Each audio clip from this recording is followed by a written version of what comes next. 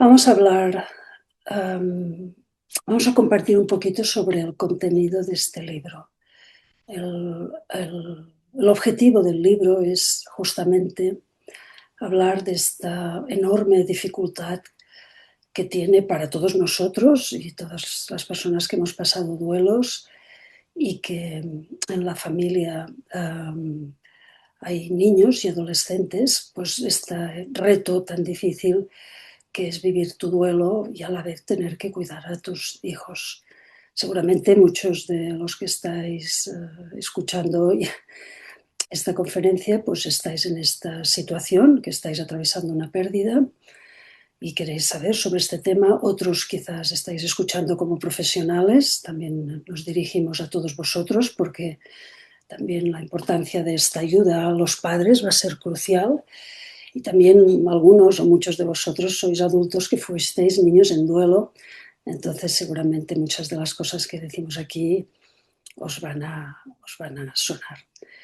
Entonces, cuando estábamos escribiendo el libro y también con nuestra experiencia, Cristina y yo, de todos estos años de acompañar a estos adultos cuidadores, sea porque habían perdido la pareja o habían perdido un hijo, y a raíz de esta experiencia nuestra clínica abordando este tema, pues nos decidimos a publicar este material que formaba parte, de hecho, una de las razones de publicarlo es que forma parte de la formación que damos en nuestros diplomas y muchos de los alumnos nos animaban porque pues, nos decían que importante, ojalá este material lo hubiera escuchado mi madre, ojalá mi padre hubiera tenido un apoyo.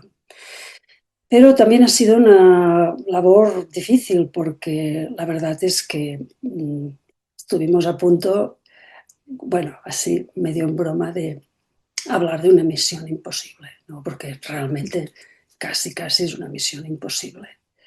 ¿Por qué es una misión imposible?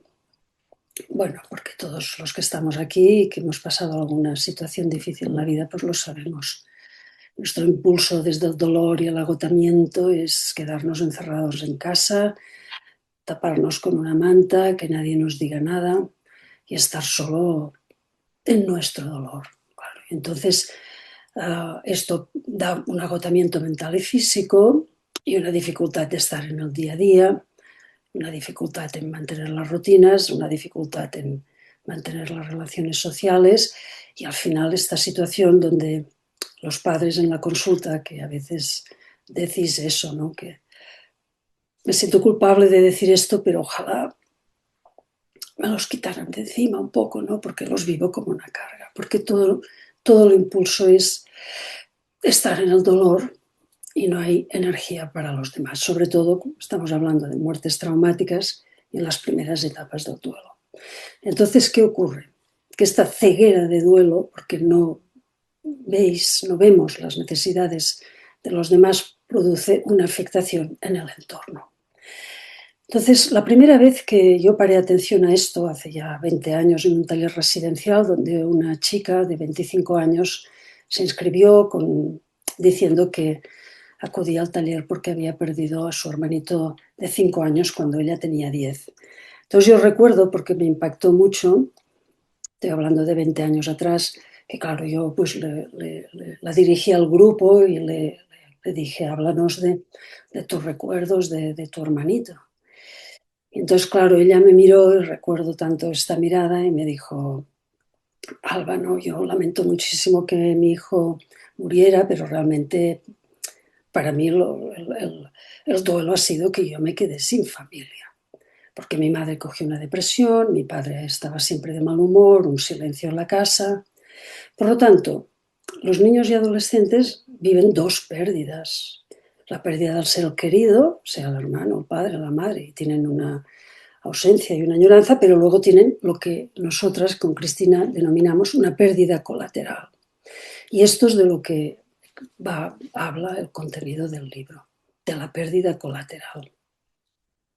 Entonces sí que es verdad que algunos padres enseguida del duelo pueden apartar su dolor y llegan y nos piden ayuda para estar con los hijos, pero esto realmente es difícil. Y bueno, hay varias razones que explican esto, pero para muchos esto va a ser difícil. Entonces, ¿Por qué es importante este tema? Porque, claro, lo que se ha demostrado hoy es que se han estudiado la evolución del duelo en los adultos, en adultos que fueron niños en duelo, y se abren como dos caminos, ¿eh? Dos caminos. Uno que serían las consecuencias difíciles, mayor riesgo de depresión, de trastorno bipolar, escoger peor la pareja, peor desarrollo profesional, inmadurez emocional, relaciones afectivas complicadas. Pero luego, por otra parte, pues también es verdad que los estudios señalan que hay otro camino, que es el crecimiento postraumático y que muchos de estos niños pues mejoran en su capacidad de autonomía, son más resolutivos, escogen mejor las relaciones, más sensibles, más implicados en el trabajo, no necesitan tanta aprobación y una escala de valores mucho más humanista.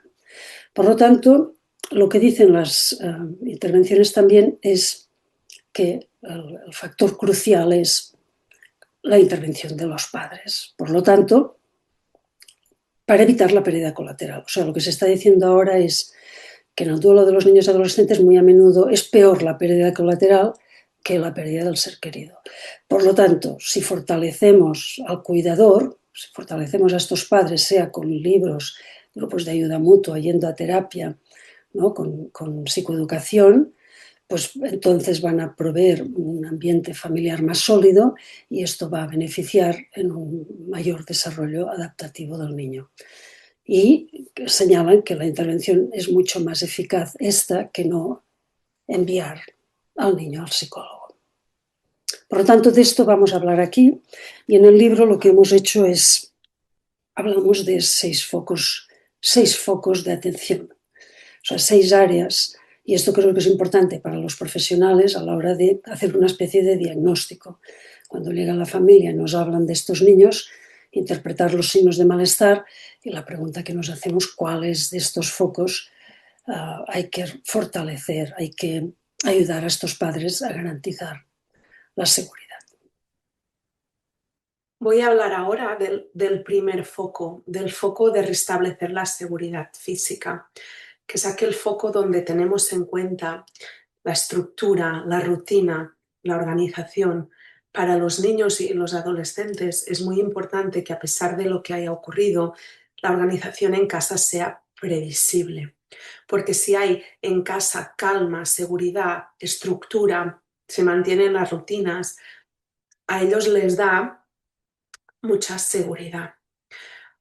Ellos se hacen unas preguntas, por ejemplo, una vez ha ocurrido el fallecimiento de mamá, de papá, de un hermano, de quién me hará ahora el desayuno y quién me llevará a la escuela y cuando yo llegue del instituto, quién estará en casa. Estas preguntas tienen su origen en el miedo a la inestabilidad, al que algo de lo que antes había cambiado. Por lo tanto, poder mantener el mínimo posible las rutinas, los horarios, de que cuando ellos vuelvan a casa puedan encontrarse la misma estructura, hace que para ellos sea muy importante en la vivencia de su duelo. Eso quiere decir que la comida, los horarios, las rutinas, quien se encarga de la ropa, cuando no nos hacemos la ducha, cuando mantenemos nuestra higiene personal, todo esto a ellos que se mantengan lo máximo posible les ayuda mucho. Y es verdad que cuando los padres, los cuidadores, estamos abrumados después de haber vivido una situación difícil, haber vivido una pérdida, hace que a los niños tengan que asumir tareas que quizás no les corresponden por su edad. Cuando esto ocurre, lo llamamos parentificación. La parentificación es aquel momento en que el niño o la niña asume un rol que no le toca por edad.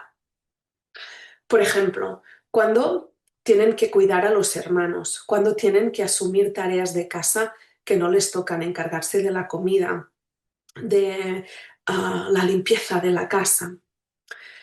Y esto especialmente tiene un impacto en ellos que es cuando lo tienen que hacer solos, porque hay una parte de todas estas tareas, de asumir estos roles, que ya forma parte de su desarrollo evolutivo y que tienen que hacerlo y empezar a aprenderlo siempre acompañados. Entonces la diferencia está en cuando tienen que hacerlo solos, cuando no saben cómo hacerlo, pero tienen que hacerlo ellos sí o sí, porque papá o mamá no pueden hacerlo.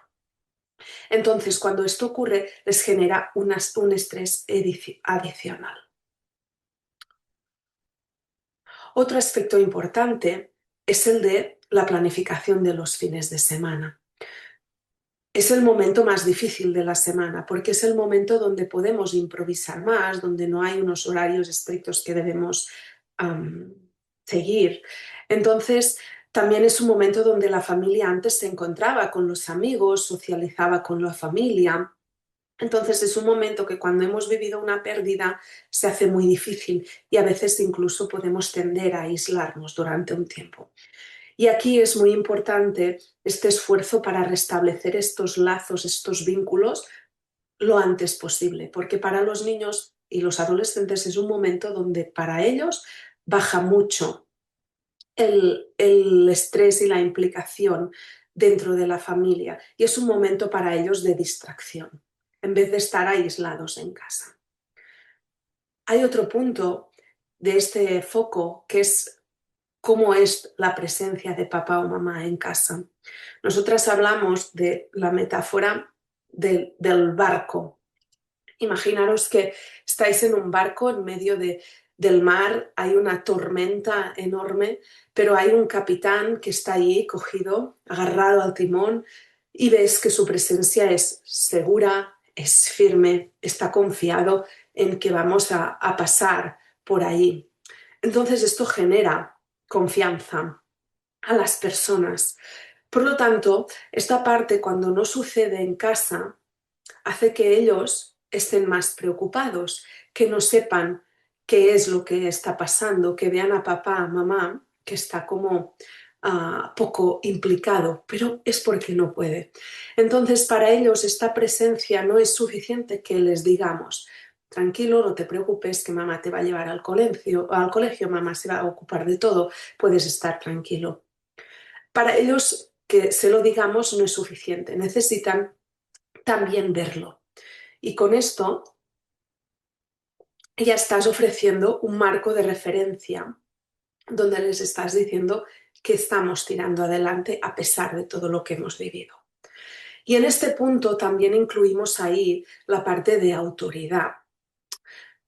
Cuando estamos mal, cuando nos sentimos culpables, cuando estamos muy tristes, hay una parte de nosotros que a veces se siente que está más flexible, que tiende a sobreprotegerlos más, pero muchas veces esto no es lo mejor para ellos, sino que cuando el niño o la niña no quieren hacer los deberes o hacen una pataleta, ahí es muy importante seguir poniendo el mismo límite que poníamos antes, porque ahí también les estamos diciendo, a pesar de que estamos en duelo, a pesar de que estamos muy tristes, la vida sigue adelante, seguimos con nuestros compromisos, con nuestras obligaciones y haciendo esto ya les estás mostrando que podemos tirar adelante, que hay un futuro y necesitan ver esta autoridad en ti. Cuando esto ocurre, ellos también se relajan porque hay alguien ahí que les está dando estructura, que ellos no deben de ocuparse de lo que ocurre en casa y por lo tanto pueden también conectar más con sus emociones, con su mundo interno, con su duelo.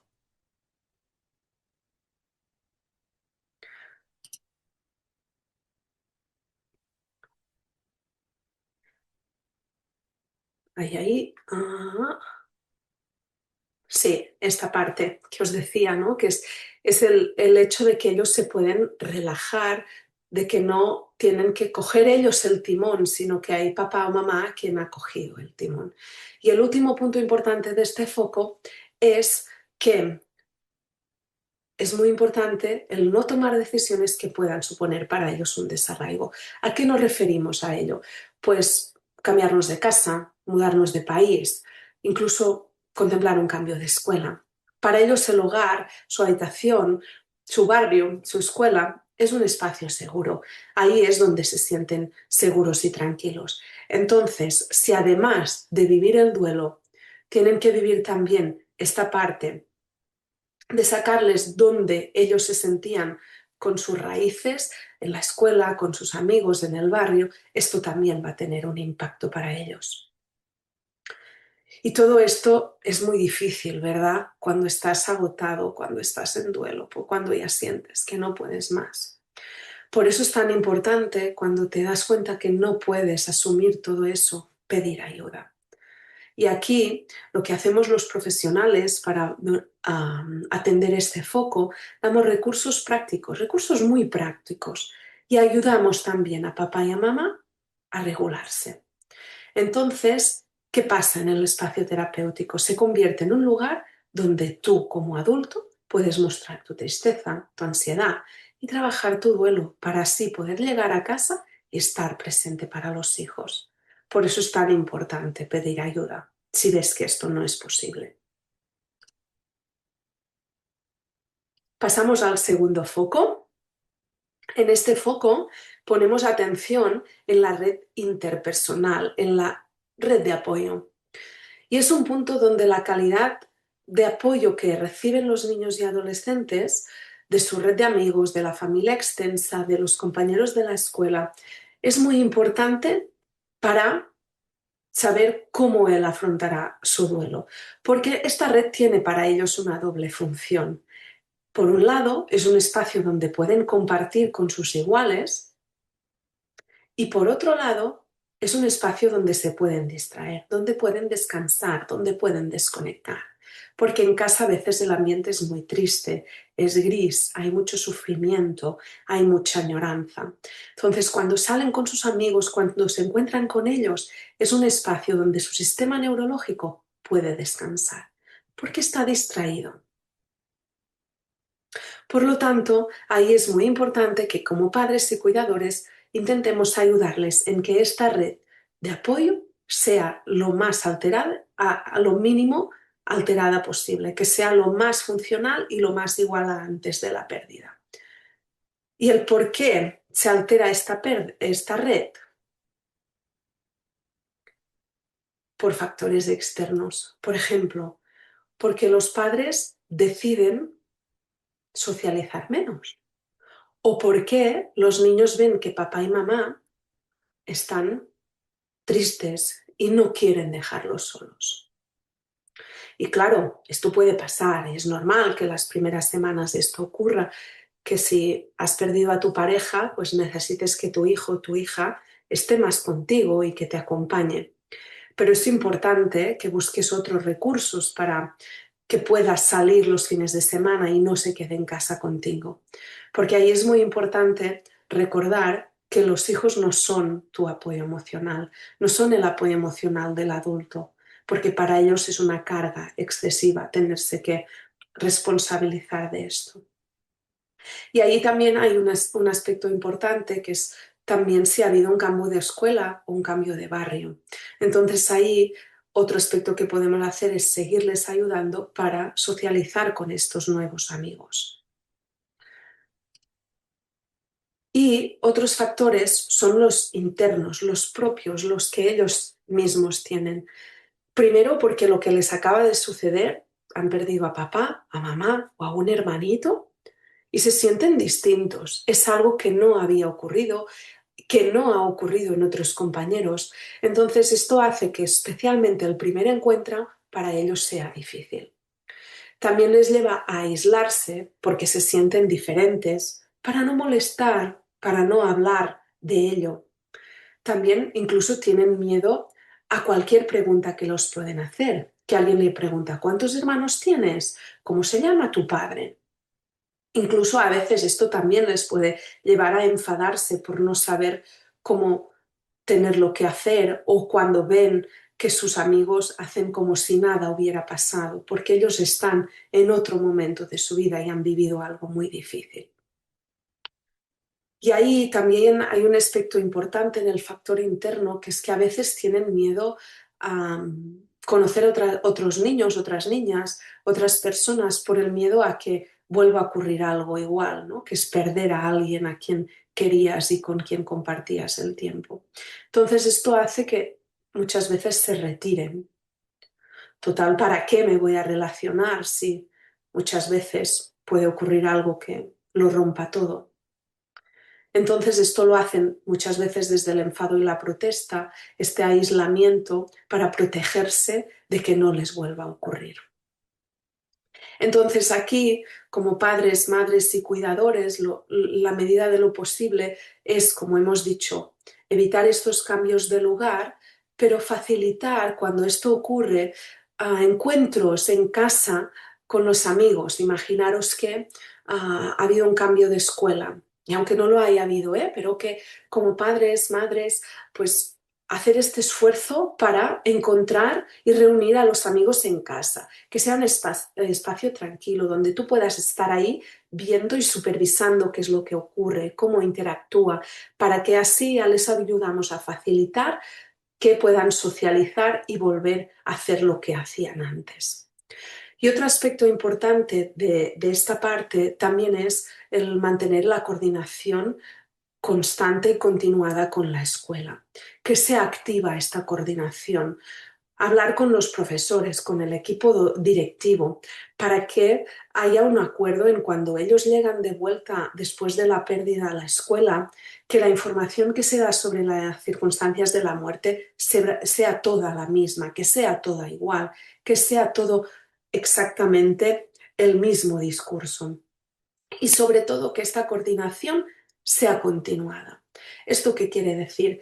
Que es una coordinación que no solo debe darse al principio cuando el niño, la niña o el adolescente llegan a la escuela, sino que debe darse durante el primer año, incluso el segundo, entre los docentes. Muchas veces hay cambios de tutores o la pérdida ha ocurrido cuando se está terminando el curso y en el siguiente solo han pasado unos meses de la pérdida, pero llegan profesores nuevos y nadie les ha informado. Entonces, este apoyo continuado es imprescindible para dar también esta seguridad en los niños. ¿Y qué hacemos cuando hay afectación y dificultades en este foco en terapia? Pues ayudamos a estos padres, a las madres, a los cuidadores a que preparen a sus hijos para las primeras interacciones. ¿Cómo lo hacemos? ¿Qué les enseñamos? ¿Cómo pueden contestar cuando les hacen una pregunta? Si les apetece o no dar esta respuesta. También que aprendan a que hay un grupo de amigos que puede ser para compartir y que quizás hay otro que es para distraerse y desconectar, y que puedan estar preparados para estas interacciones sociales que al principio especialmente pueden ser difíciles. Y ayudamos en este aspecto, en que puedan ayudar a sus hijos para prepararles para el futuro. Sí, esto es lo que os estaba explicando ahora.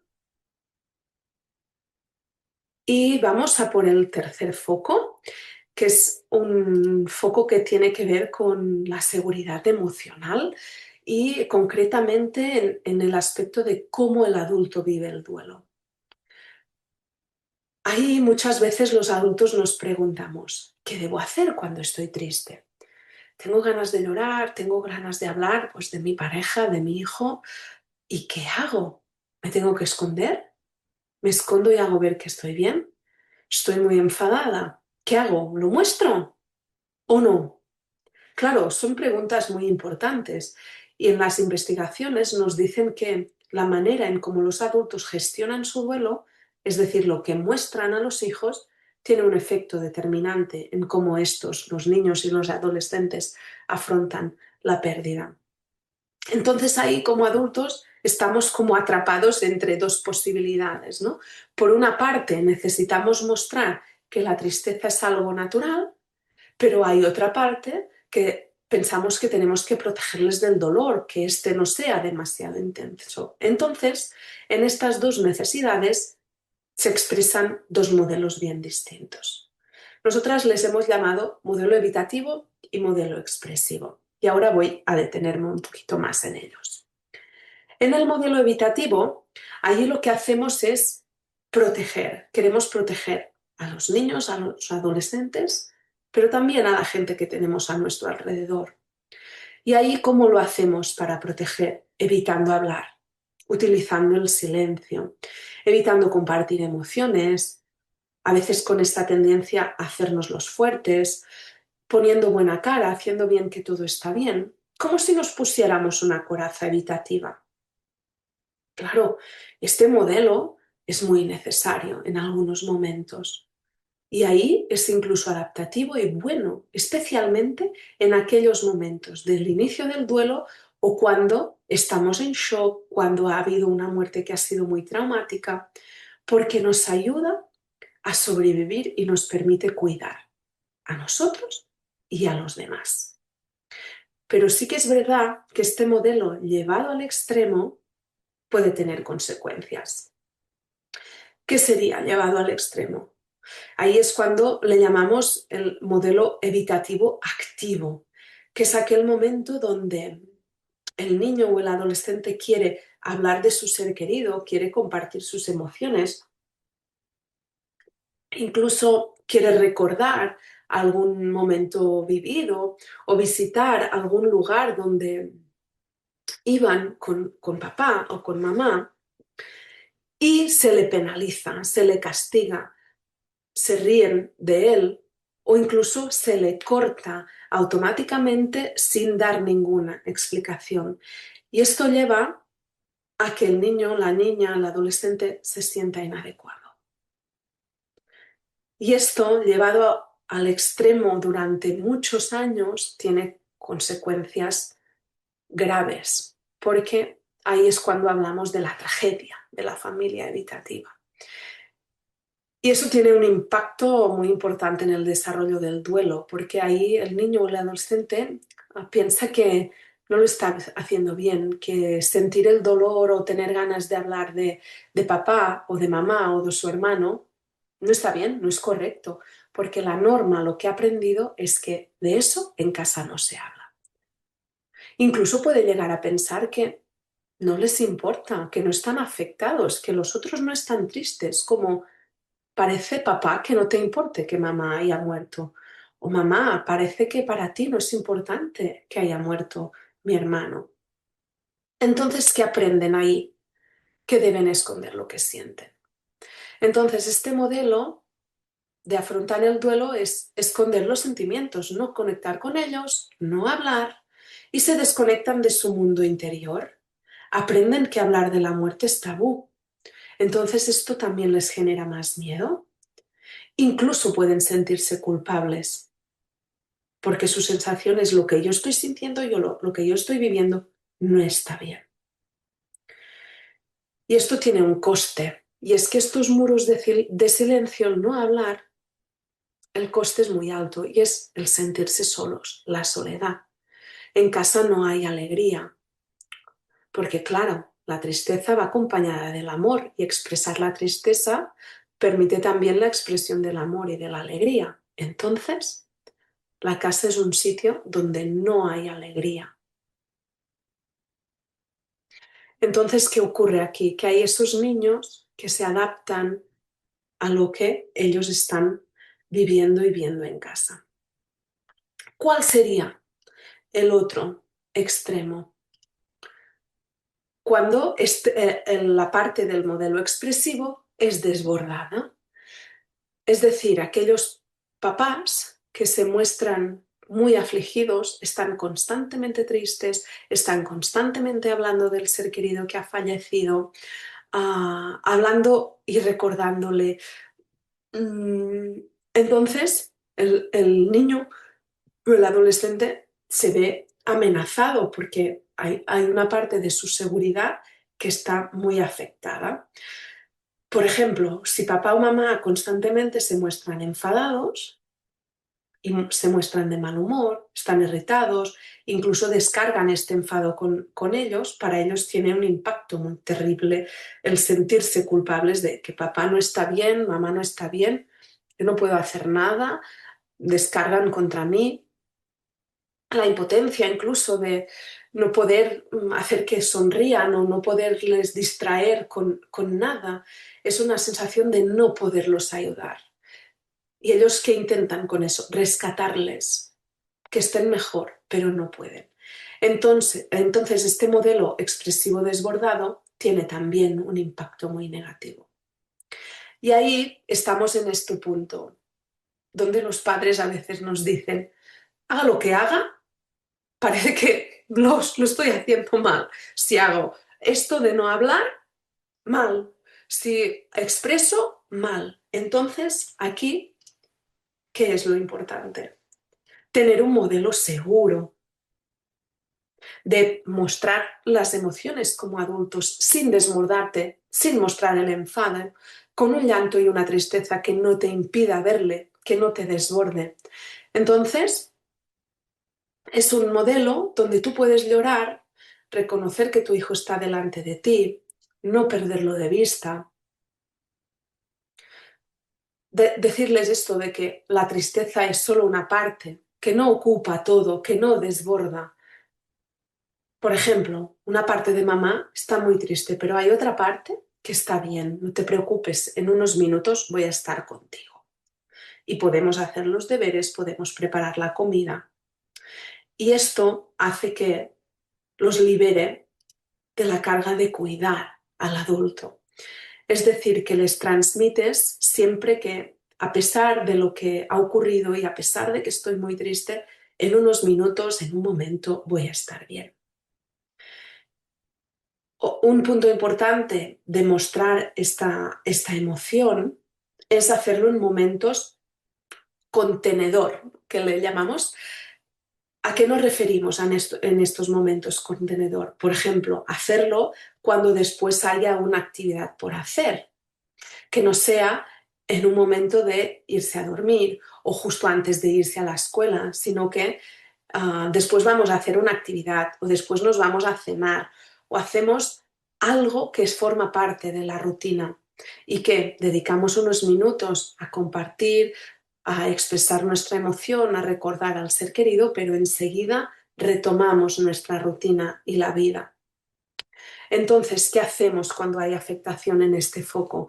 Aquí ayudamos al papá, a la mamá, a dar este modelo de persona que está abierta, que está disponible, que está conectada con su tristeza, que la puede mostrar, que puede hablar del ser querido y compartir de cómo me siento, pero hasta un punto que no sea amenazante para el niño o el adolescente en su seguridad y que ellos no sientan que deben de proteger a papá o a mamá, porque ahí les hace daño y para ellos es un estrés. Entonces, ahí hay un punto importante y es que siempre hablamos del amor que tienen los padres a los hijos, pero quizás deberíamos hablar más del amor que los hijos sienten hacia los padres cuando hacen todos estos roles de proteger o intentar hacer que estén mejor. El cuarto foco hablamos de la seguridad mental, que refleja esta necesidad que ellos tienen de comprender lo que es la muerte y cómo han sido las circunstancias de la muerte. Claro, ellos se van a hacer muchas preguntas y dependiendo de cómo ha sido la enfermedad y qué comunicación durante la misma se ha establecido dentro de la familia, pues ellos van a tener más o menos preguntas un poco distintas. Pero normalmente se preguntan por qué ha muerto, cómo ha sido sus últimos momentos, hay un culpable, podía haber hecho yo algo, me puede pasar a mí, pensó en mí, te puede pasar a ti, que nos va a pasar a otros. Y para responder a estas preguntas, el niño mira hacia afuera porque no tiene referentes internos normalmente.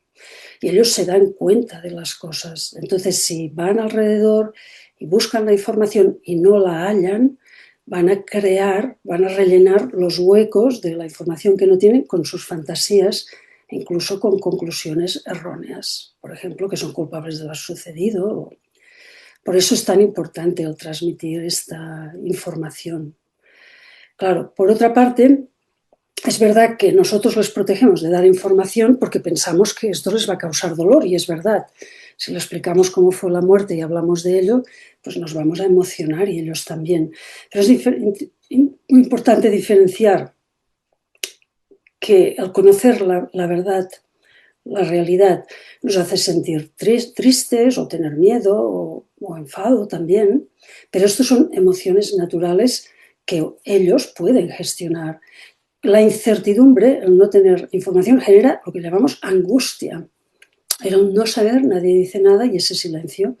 Entonces esta angustia es la que genera imágenes difíciles, insomnio, todo lo que genera sintomatología de trauma.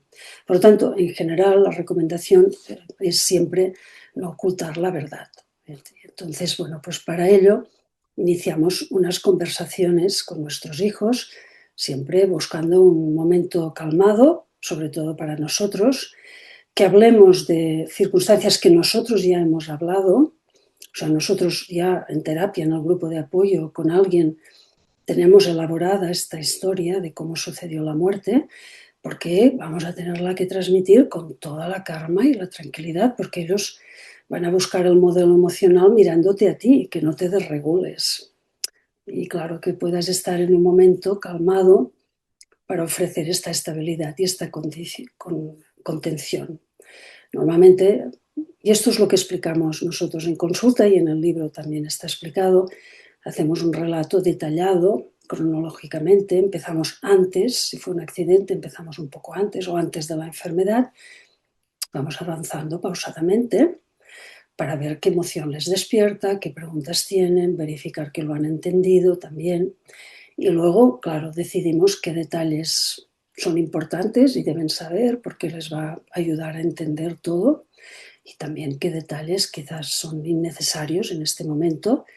Los podemos comunicar más adelante cuando estén más preparados porque ahora quizás no aportan nada relevante para la comprensión general del acontecimiento.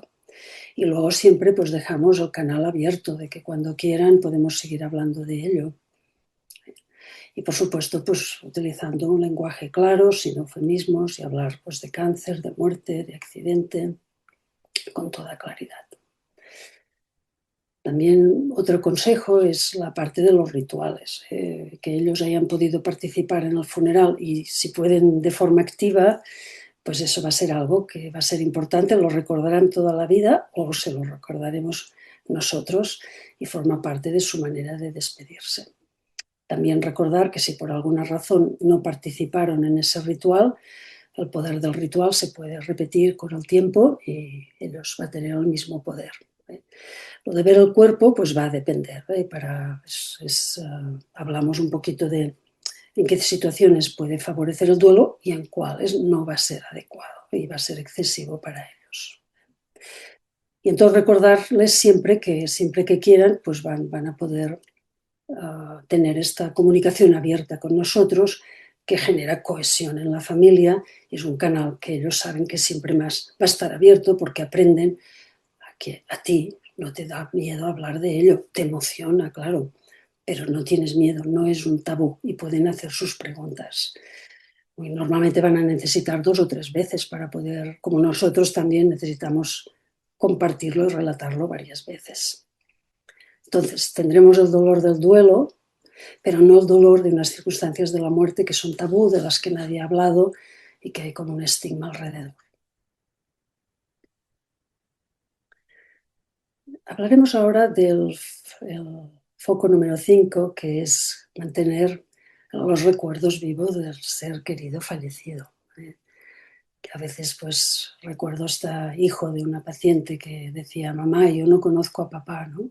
Nunca me hablaste de él y ahora tengo 15 años y necesito recuperar la memoria de papá.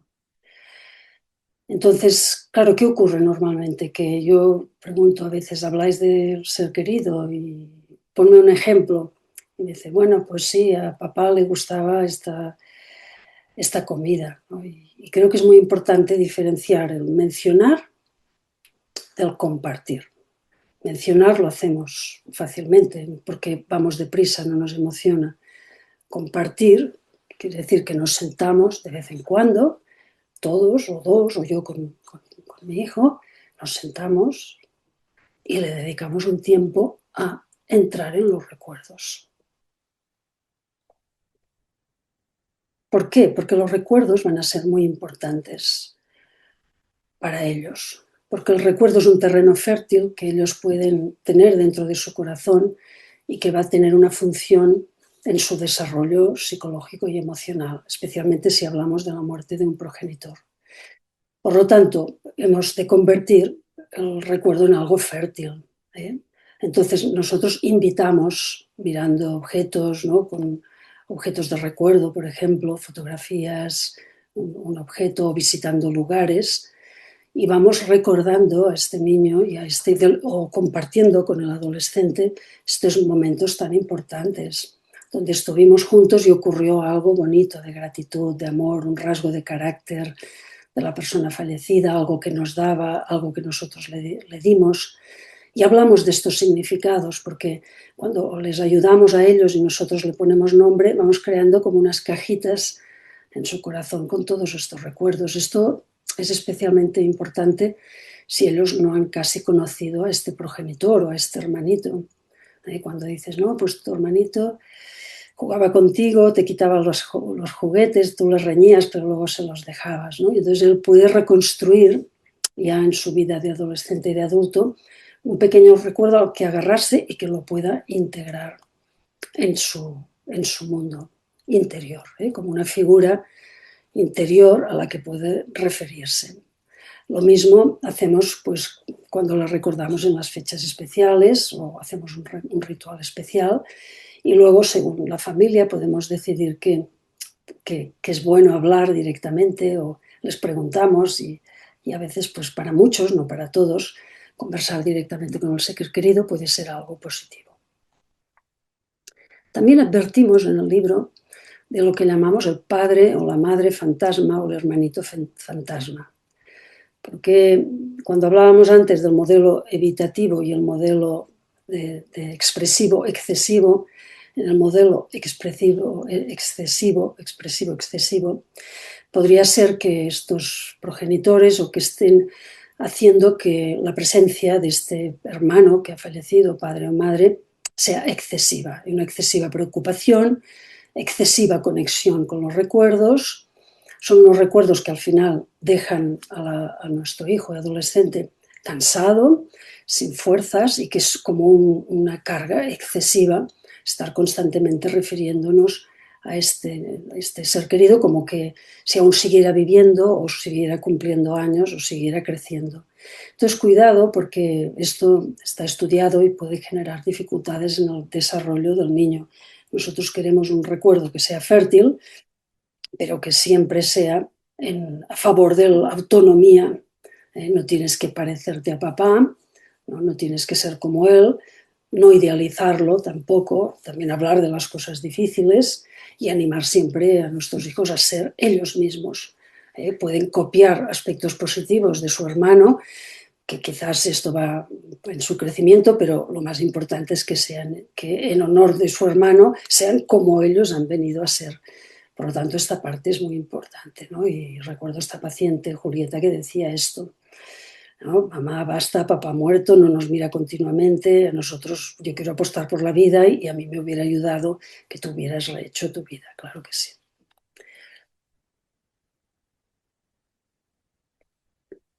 Y ya por último vamos a hablar del foco 6, que es el malestar existencial, la crisis de la identidad y el sentido de la vida. Claro, esta crisis existencial proviene de todo lo que hemos estado hablando en esta conferencia. Es como una mezcla un poquito de todo, y la consecuencia es difícil para el niño, porque claro, nosotros normalmente en la adolescencia o la vida adulta primera nos hacemos esta pregunta, ¿no? De quién soy yo, qué es la vida, qué voy a hacer con mi vida, qué sentido tiene mi existencia. Y para buscar respuesta miramos en lo que hemos vivido en el pasado y cómo estamos ahora. Claro, estas preguntas se las puede hacer un niño de 8 años, o 9, o 10, o 11, que acaba de tener una pérdida.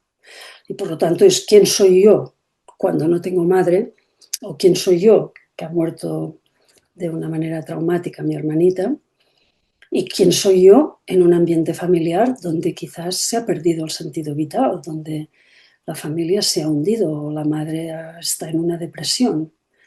Entonces, claro, esto es algo que va a ser difícil para ellos y que va a tener un impacto, unas consecuencias graves en su vida adulta.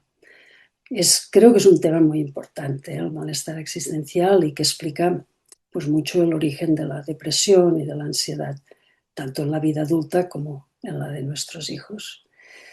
Claro, Porque ¿qué conclusiones han llegado ellos? Claro, si no nos ven bien, pues piensan que son una decepción, ¿no? Es como que, ¿qué sentido tiene mi vida si yo, mi vida como hija o hijo, no es suficiente como para que ellos estén bien?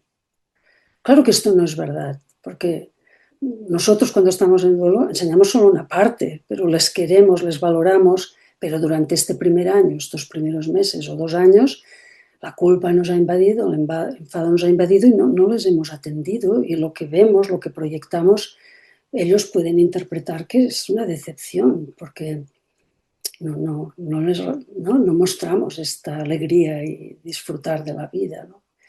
Y luego también el sentir que la vida no tiene valor. ¿Para qué me voy a esforzar si en cualquier momento me puedo morir como se ha muerto mi hermano?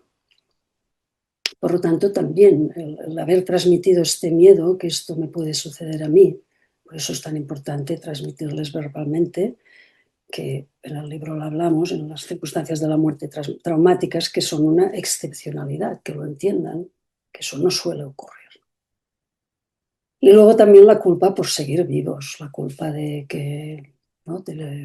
Mi hermano, como decía este adolescente que acompañé, pues decía, voy a la discoteca, pero yo ahí no disfruto porque mi hermano no está ahí conmigo y cómo puedo disfrutar si él no está aquí, ¿no? Por lo tanto, ¿qué podíamos hacer nosotros para ayudarles en esto? Y claro, también a la vez sabemos que estas crisis, porque es la paradoja del sufrimiento, que una vida plena a veces pues no es acicate para buscar buenas respuestas a estas preguntas, y de las crisis pueden ser pues una oportunidad, y sabemos que la infancia con carencias puede ser el terreno muy fértil para madurar, para tener una vida sana, llena y potenciar nuestras capacidades. Por lo tanto, que haya sucedido esto en la familia, ¿cómo podemos transmitir que no es un fracaso? Es decir, que no hemos fracasado como familia. Es decir, que haya muerto el ser querido no quiere decir que la familia haya fracasado. Entonces, ideas que podemos ayudar aquí, bueno, es una simplificación que les pueden ayudar en su camino, es esta idea de reforzar el tiempo individual con cada uno. Y si tienes 2 hijos o 3, tiempo individual con cada uno de ellos cada semana. Un tiempo individual, media hora, tú estás calmada, no estás agitado, no tienes nada que hacer y pones toda tu atención, que es lo que nutre la autoestima y el sentido de la vida. El sentido de la vida se construye siempre a partir de la atención que recibimos de nuestras figuras parentales, que abrieron un camino aquí que nos ayuda a responder quién soy yo en la mirada de estos adultos. Y luego, este tiempo individual tiene 2 aspectos muy importantes. Tiempo individual de duelo, donde hablamos de lo que nos ha sucedido, de cómo me ha impactado, de compartir, de hablar del ser querido, y tiempo fuera del duelo, donde tú le proporcionas tiempo para pasarlo bien, de ocio, de distracción, de disfrutar como padre e hijo, para hacer deporte, para ir de compras, para ir al cine, para hablar de su futuro profesional. Entonces aquí, claro, la pregunta es, ¿de qué lado caes tú, no? Porque hablábamos antes, en las familias muy evitativas ofrecen tiempo individual en la distracción, pero no, este padre no se ha sentado con esta hija y ha compartido, porque esto también o sea, es un balance entre estos 2 tiempos de calidad. Y luego también esta idea de incluirlo siempre, hemos puesto lo de la imagen digital porque es un tema ahora importante, esta idea de que a veces estamos en duelo y lo que ponemos en el ordenador, en nuestro WhatsApp, es la imagen de nuestro hijo, de yo con mi hijo. Bueno, ¿cómo es el impacto para ellos? Sobre todo si ha pasado un tiempo. Parece que mamá o papá solo ven al ser querido. ¿Por qué no ponemos de todos los hermanos? O sorpréndele poniendo una imagen solo de él, de tus hijos vivos, porque el otro ya no está. Y que apuesta, esto estás diciendo que apuestas por la vida también. Combínalo, contextualizar todo lo que os estamos contando, lo tenéis que contextualizar, por supuesto, a vuestra situación. Y también muy importante no sobreprotegerlos desde nuestro miedo a que les pase algo. ¿no? Les ahogamos, no les privamos de experiencias. Si necesitas ayuda, pídela, pero una manera de transmitirles que la vida tiene sentido es sacarles del nido, empujarles a salir, a que socialicen, a que hagan su vida. Y también si necesitas ayuda para el nido vacío y tu soledad, especialmente pues, si has perdido a tu pareja, y a veces tenemos la tentación de que nuestros hijos, que es verdad que nos acompañan, pero contextualizar esto, un poquito sí, pero hay un momento donde es importante que tu proyecto de vida no es tu hijo solo, es parte, forma parte de tu proyecto de vida, porque entonces les transmites esto, ¿no? Que la vida tiene sentido más allá de una relación de dependencia. Entonces aquí es importante y si nos es difícil es muy importante pedir ayuda ahora, porque esto, la dependencia les va a ahogar y entonces les hace sentir culpables y toman decisiones para protegernos a nosotros.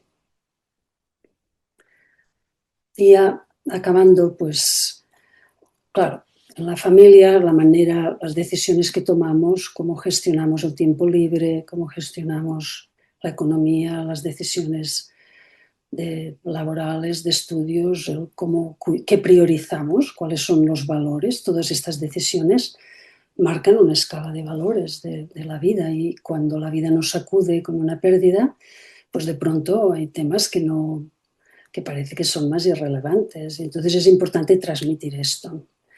Y no verbalmente, porque recuerdo esta chica que acompañé que me decía, no, mi padre me dice que viva la vida. Y yo le pregunté, ¿y él qué hace? Desde que murió mamá está encerrado, no sale, han pasado 5 años, no ha vuelto a salir con otra persona, dice que está muy bien en casa, y le veo de mal humor, a veces pierde, ¿no? Está como apagado.